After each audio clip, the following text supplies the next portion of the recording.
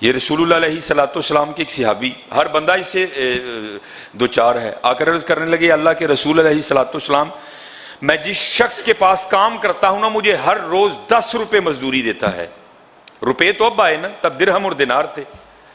اللہ کے رسول علیہ السلام جس کے پاس کام کرتا ہوں وہ مجھے 10 روپے دیتا ہے.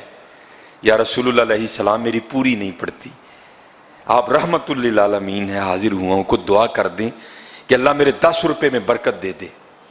نبی علیہ السلام نے فرمایا اپنے مالک سے جا کر کہہ کہ تیری مزدوری 7 روپے کر دے.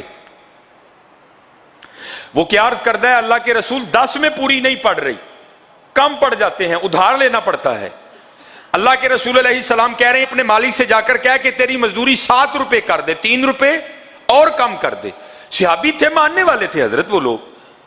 صحابی رسول علیہ السلام نے آگے سے یہ نہیں عرض کی اللہ کے رسول 10 روپے میں پوری نہیں پڑ رہی، میں تو آیا ہوں دعائے برکت دیں. تو آپ کہہ رہے ہیں کہ اس سے جا کر کو 3 روپے اور کم کر دیں، 10 میں پوری نہیں پڑ رہی، 7 میں کس طرح پوری پڑے گی. صحابی تھے، ماننے والے تھے، چلے گئے.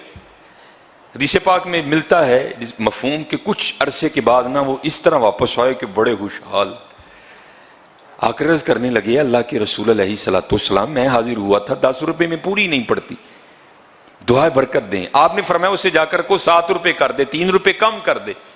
پہلے 10 میں پوری نہیں پڑتی تھی، اللہ کے رسول بانٹ بانٹ کے تھک جاتا ہوا میرے ساتھ ہی ختم نہیں ہوتے. یہ کیا ہے؟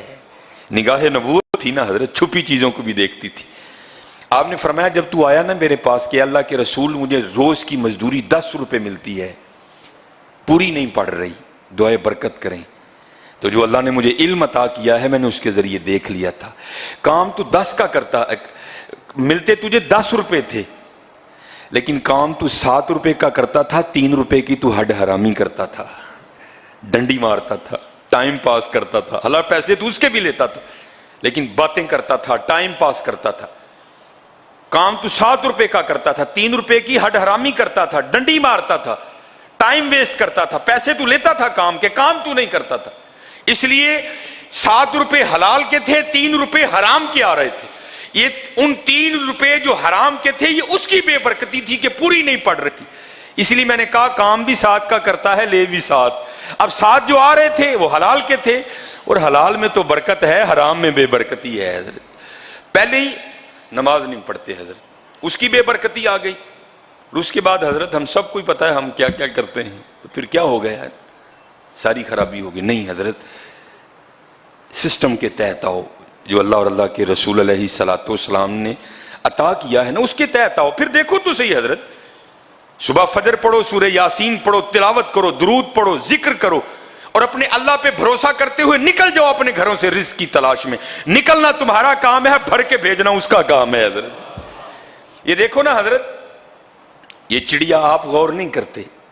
چڑیا کے پاس فریج ہے، چڑیا کے MCB میں اکاؤنٹ ہے، کوئی چڑیا کے گھر میں پڑولا ہو نہیں ہے، کوئی چڑیا کے گھر میں کوئی پیٹی ہو جمع کرنے کے لیے، کچھ بھی نہیں ہے.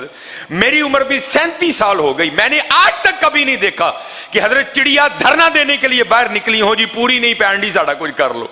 ہم وہ حضرت انسان ہیں، MCB میں پیسے پڑے ہیں، فریج بھری ہے، بھرولے میں بھی راج کے دانے پڑے ہیں حضرت، لیکن ہم پھر بھی سڑکوں پہ نکلتے ہیں. فرق کیا ہے؟ اس کا اللہ پہ توکل ہے، ہمارا اللہ پہ توکل نہیں ہے. جس دن ہمارا بھی ان کی طرح توکل ہو گیا حضرت، اس دن ہمیں بھی نہیں نکلنا پڑے گا. میں نے اس روایت کو کئی بار بیان کیا ہے لیکن کریں کیا حضرت، اوپر سے گزر جاتی ہے.